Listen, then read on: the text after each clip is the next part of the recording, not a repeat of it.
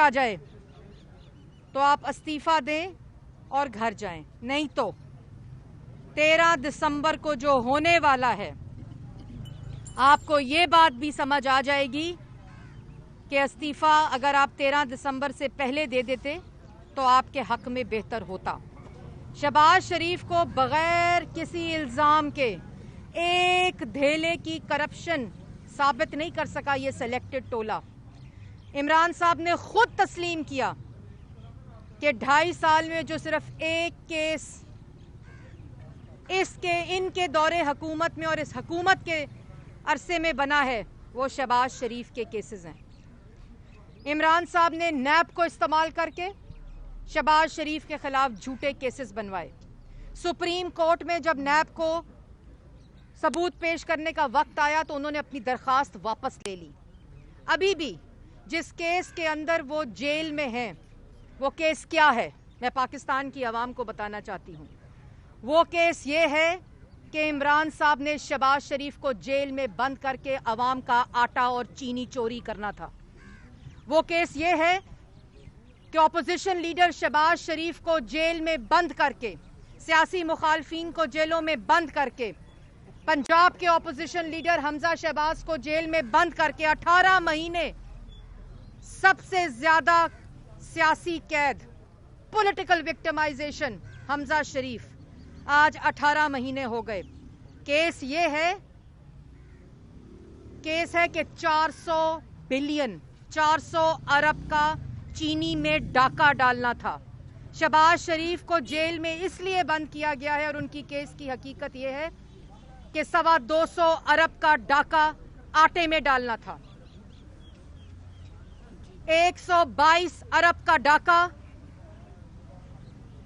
Power sector में डालना था। मुल्क की महंगी तरीन LNG इंपोर्ट की जानबूझ के डिले की, क्योंकि सीधे हाथ और उल्टे हाथ पर फर्नेस ऑयल पावर प्रोजेक्ट्स और पावर प्लांट्स के ओनर्स बैठे हुए हैं।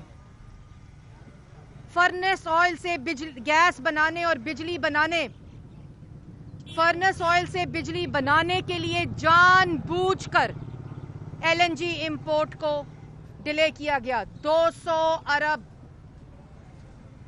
$200 मिलियन का डाका डाला गया सिर्फ LNG को ताखीर से इंपोर्ट करने में। और जिन पे नैब न्याजी गठजोड़ ने केसेस बनाए, आज किधर है? किधर है चेयरमैन नैब? किधर है वो सारे DG नैब जो शाहिद खकान अब्बासी, मिफ्ता इस्माइल पर केस बना रहे हैं कि महंगी तरीन LNG खरीदी? आज तारीख की और दुनिया की सबसे महंगी LNG इंपोर्ट पाकिस्तान की हुकूमत ने की है, क्योंकि 200 मिलियन का डाका डालना है।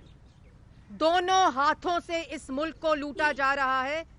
इसलिए आज शहबाज शरीफ जेल में है, क्योंकि उनके खिलाफ एक धेले की करप्शन साबित नहीं हुई।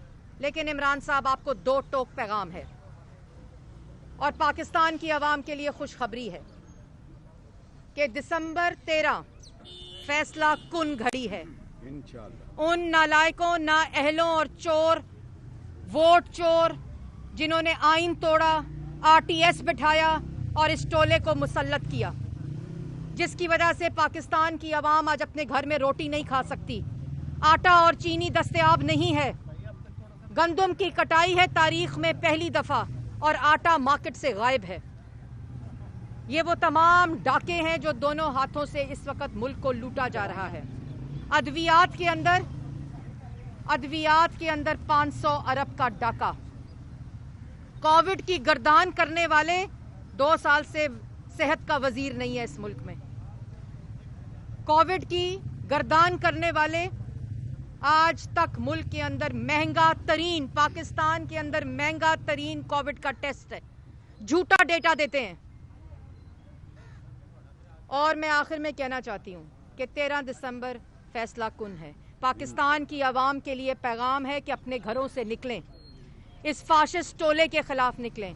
ہر طبقہ فکر کے لوگوں سے میری یہ درخواست ہے کہ آپ لوگ گھروں سے نکلیں, ان آٹا چینی چوروں کے خلاف نکلیں, ان دوائی چوروں کے خلاف نکلیں, ان گیس بجلی کے چوروں کے خلاف نکلیں, 35 روپے آٹا کر دینے کے خلاف نکلیں, معیشت اور روزگار کو تباہ کر دینے کے خلاف نکلیں, سکوت کشمیر کے خلاف نکلیں. یہ وہ تمام چیزیں ہیں جو آج اس ملک میں ہو رہی ہیں, اور پاکستان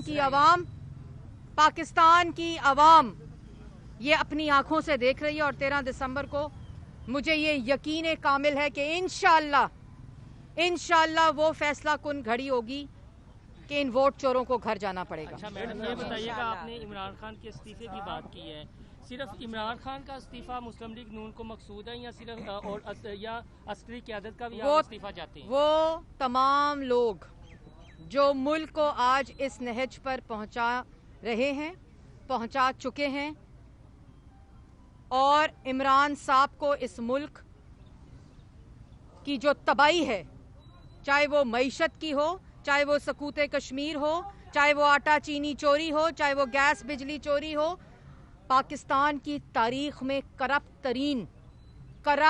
اور میں یہ بھی کہنا چاہتی ہوں کہ اگر یہ ڈاکہ 2.5 سال میں نہ ڈالا جاتا تو جو ملک کا قرضہ ہے, جو ان لوگوں نے 14,000 ارب کا قرضہ ملک میں لیا ہے تاریخی, 1952 کے بعد پہلی دفعہ ملک کی ترقی -0.4 منفی پہ آئی ہے.